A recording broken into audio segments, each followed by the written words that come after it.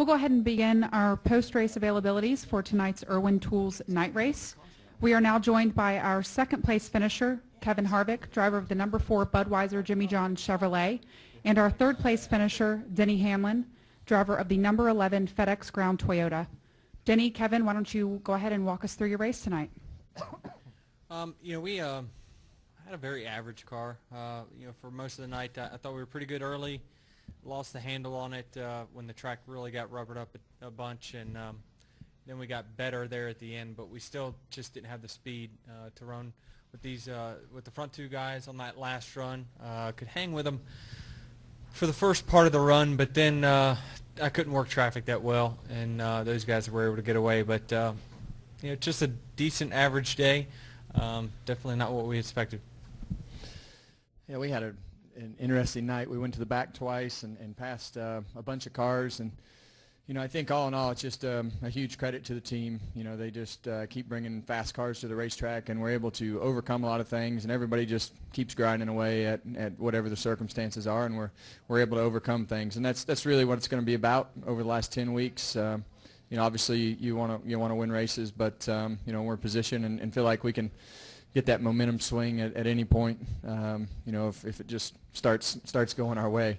So it's great to be part of a team like this, and just really excited to be able to run like this at Bristol. This hasn't been notoriously my best racetrack, and I know Rodney loves it, but it's for me it's just frustrating. I get wound up pretty quick, but it's fun to be able to come here and be competitive.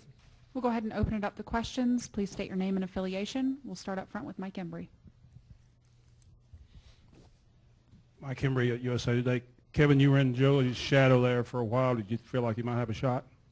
He was just one step ahead of me in traffic. I couldn't get my car to rotate across the center of the corner like I needed to, and every time I'd try to force it, it'd snap the back out. And he was able to go in really high and before the center of the corner, drive down the corner, and I was just having to wait just a split second to be able to put the throttle back down, and I couldn't do that huge diamond all the way to the bottom like he could, and that was really beneficial for him through traffic. And I kind of just had to part throttle it through the center and grind the tires away through the center of the corner and just hope that they were going to lift. But he was able to get those huge runs up off the exit of the corner and just stayed one step ahead of me through traffic. I felt like in clean air we probably were a little faster, but it didn't really matter. I had to be in front of him to show that. So all in all, just he was just one step ahead of me in traffic. We'll go to Jenna next. Jennifer, AP. Kevin, you finished second 10 times now this year. Does that suck? Does that get frustrating?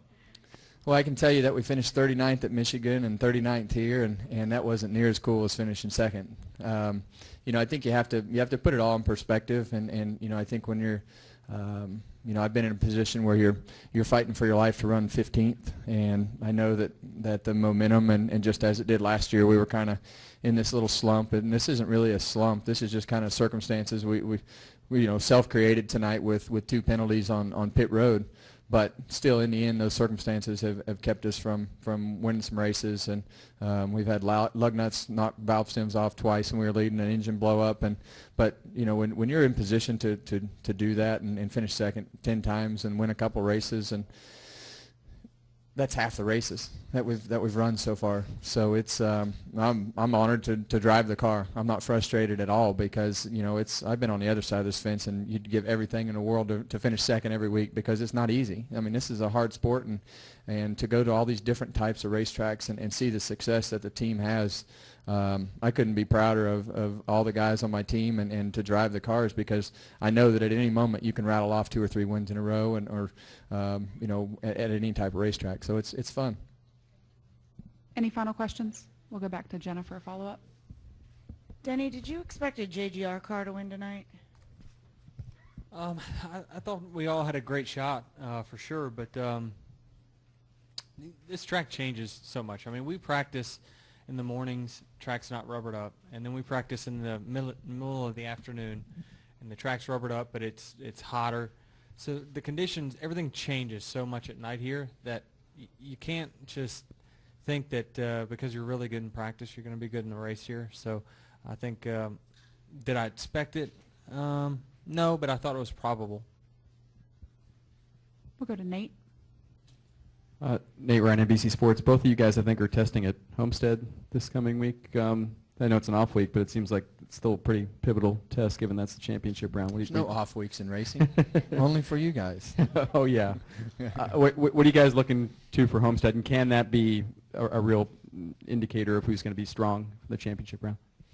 I think that's a lot like what he just said. You know, you're going to go there and, you know, you're not going to have a lot of rubber on the racetrack. You're going to need to run right up against the wall to really analyze what you have. You're going to practice during the day, but in the end, it's better to have that track map and those data points and all the things that you have to have a starting point when you go back and be able to run through some things and just kind of have an idea and go back and look at what you've done in the past. So it's better to know, you know, just from a data standpoint and have that data than it is to not. So you hope that you're going to be there and you can use it and be able to benefit from it if you need it.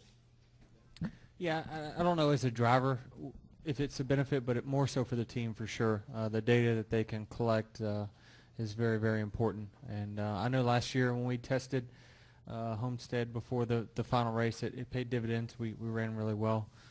So, I mean, you know, what we're testing there for, I'm not sure if it's tire test or it's just a confirmation test, or I don't even know what the difference is really nowadays. So we'll just, it's confirmation, okay? So gotcha. So we're just going to run a bunch of laps, pretty much. All right, Denny and Kevin, thank you for joining us tonight.